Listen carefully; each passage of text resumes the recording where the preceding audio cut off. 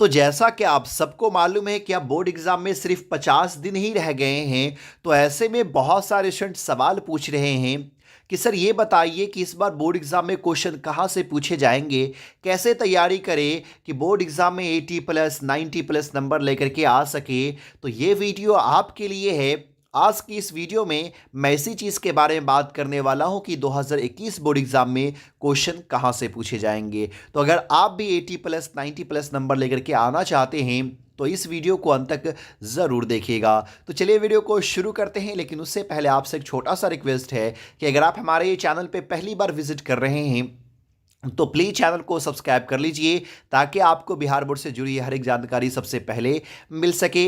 Video अच्छा लगता हो तो लाइक करना मत भूलिएगा और इस वीडियो को ज़्यादा से ज़्यादा अपने दोस्तों को ज़रूर शेयर कीजिए।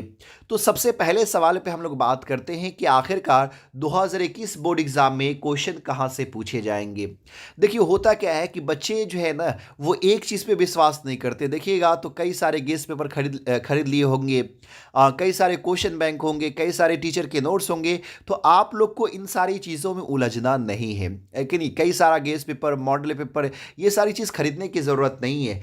अब जो है वक्त आपके पास बहुत ही कम है।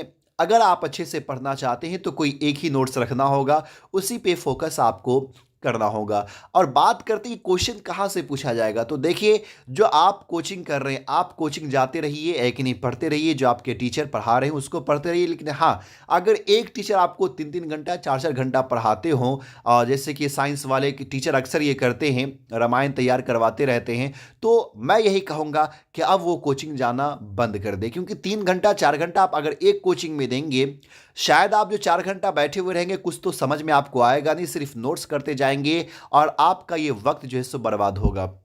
तो देखिए अगर आप अच्छा नंबर लाना चाहते हैं और इस बार जो है सो बोर्ड एग्जाम जो है क्वेश्चन कहाँ पूछा जाए, बोर्ड एग्जाम में क्वेश्चन कहाँ से पूछा जाएगा, तो मैं आपको सिर्फ और सिर्फ यही कहूँगा कि आप जहाँ पे आप पढ़ रहे हैं जिस टीचर के पास, उसके साथ साथ आप क्वेश्चन बैंक को पढ़ते रहें। और इस बार आपको मैं बता दूं कि लगभग लगभग क्वेश्चन जो है वो क्वेश्चन बैंक से ही पूछे जाएंगे, क्वेश्चन बैंक से ही। और ये अभी ही नहीं बल्कि आप हर साल अगर क्वेश्चन को देखेंगे तो आप पिछले साल के क्वेश्चन बैंक को पलट करके देखिएगा तो सारा क्वेश्चन वहीं से रिपीट किया गया हुआ रहता है। अब खुद थोड़ा सा गौर करके देखेंगे ना कि एक चैप्टर में भाई कितना क्वेश्चन बनेगा, उसी चैप्टर से 2009 से ही क्वेश्चन पूछा जा रहा है, कितना अलग होगा। और इस बार तो आपको extra question, double extra question दिया जा रहा है। तो सिर्फ और सिर्फ आप लोग अब क्वेश्चन बैंक पे ही फोकस करते हैं ना, सिर्फ और सिर्फ क्वेश्चन बैंक पे, तो आप बोर्ड एग्जाम में अच्छा खासा नंबर लेकर के आ सकते हैं। हर साल के क्वेश्चन को पलटिए, उसके आंसर को देखने जाइएगा तो वहां पे लिख दिया हुआ रहता है 2014 के आंसर को देखिए, 2015 के आंसर को देखिए, 2011 के आंसर को देखिए। ज्यादातर क्वेश्चन बैंक से ही पूछा जाता है। इक्का दुक्का क्वेश्चन जो सब बाहर से ही एक्स्ट्रा क्वेश्चन दे दिया जाता है। तो अगर आप भी इस साल बोर्ड एग्जाम में अच्छा नंबर लाना चाहते हैं तो प्लीज प्लीज मैं आपको कह रहा हूं कि क्वेश्चन बैंक को आप लोग ले लीजिए और क्वेश्चन बैंक से तैयारी कीजिए। बहुत सारे बच्चे, 90% बच्चे क्वेश्चन बैंक को देखते ही नहीं है, क्वेश्चन बैंक खरीदते ही नहीं है। लेकिन नहीं, ऐसी गलती आप लोग को नहीं करनी है। क्वेश्चन बैंक खरीद लेना है और उसके बाद हर साल के क्वेश्चन बैंक क्वेश्चन जो है उसको प्रैक्टिस कीजिए और बोर्ड एग्जाम में वहीं से सब्जेक्टिव क्वेश्चन हो या ऑब्जेक्टिव क्वेश्चन हो पूछा जाता है। बहुत सारे बच्चे ये पूछ रहे थे कि सर कौन सा क्वेश्चन बैंक ले, तो देखिए मैं तो यही कहूँगा गोल्डन का क्वेश्चन बैंक ले लीजिए। लेकिन जो भी क्वेश्चन बैंक लीजिए सब एक ही होता है, सब में देखेंगे तो एक दो आंसर गलतियां दी हुई रहती है। और यही नहीं, सब अगर क्वेश्चन बैंक में देखेंगे तो वहां पे क्या रहता है कि जो शॉर्ट क्वेश्चन रहता है, लॉन्ग क्वेश्चन रहता है, वो बहुत ही लंबा दिया हुआ रहता है, शायद उतने वर्ड में लिखने की जरूरत नहीं होती है। तो जब भी आप कोई भी क्वेश्चन बैंक ले तो उसमें आप ये ख्याल रखेंगे कि जो शॉर्ट क्वेश्चन है या फिर लॉन्ग क्वेश्चन है उसको आप लोग थोड़ा छोटा कर ले, या फिर आपके टीचर जो नोट्स दिए होंगे उस नोट्स में जो क्वेश्चन आंसर होंगे उसी क्वेश्चन देख लीजिए और आंसर जो है सब अपने टीचर्स के नोट्स को देखिए। लेकिन आप लोग कहेगा सर हम लोग तो पढ़ने के लिए जाते हैं लेकिन टीचर तो क्वेश्चन तो देते ही नहीं है, आंसर तो देते नहीं, सिर्फ रामायण लिखाते रहते हैं।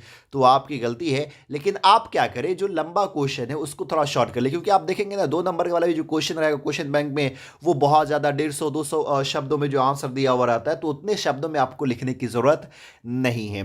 तो आप क्वेश्चन बैंक ले लीजिए, क्वेश्चन बैंक से ही जिससे क्वेश्चन पूछे जाएंगे, लेकिन आंसर का थोड़ा ख्याल रखना है। क्वेश्चन आप ज़रूर देखिए क्वेश्चन से, लेकिन आंसर जो है ना आप छोटा कर ले, उतना लंबा लिखने की ज़रूरत नहीं, उतना लंबा याद करने की ज़रूरत नहीं है।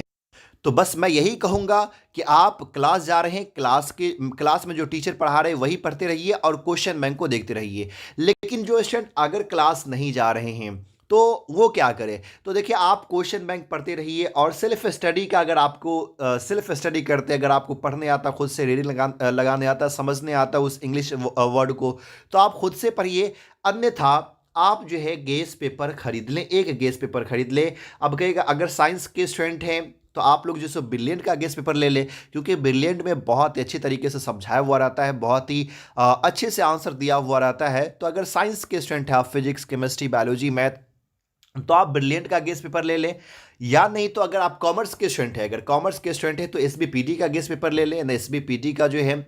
और अगर आप आर्ट्स के स्टूडेंट हैं तो मनोरमा का गेस पेपर ले लें। बस इन सारी चीज़ों से ही तैयारी करें, ज़्यादा चीज़ पढ़ने की ज़रूरत नहीं है। ये नोट्स, वो नोट्स, ये वो नोट्स, ये सारी चीज़ करने की ज़रूरत नहीं है। बस थोड़ा ही पढ़िए, अच्छे से पढ़िए, ताकि जो क्वेश्चन आप याद कर रहे हैं वो आपको एग्जाम तक याद रहे, उसको अच्छे से याद कर ले, माइंड इधर उधर डाइवर्ट ना हो। तो बस ये दो चीज़ पे आप फोकस कीजिए।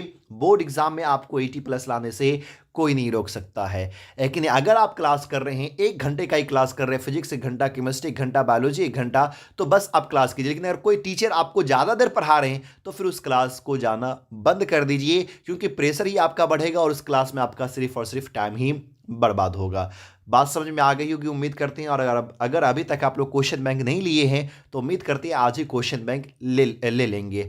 तो उम्मीद करता हूँ ये वीडियो आपको अच्छा लगा होगा। अगर अच्छा लगा तो प्लीज़ लाइक कीजिए, ज़्यादा से ज़्यादा शेयर कीजिए, और हमारे चैनल पर पहली बार विजिट कर रहे हैं तो प्लीज़ चैनल को सब्सक्राइब कीजिए। फिर मिलता है अगले वीडियो में, तब तक के लिए बाय।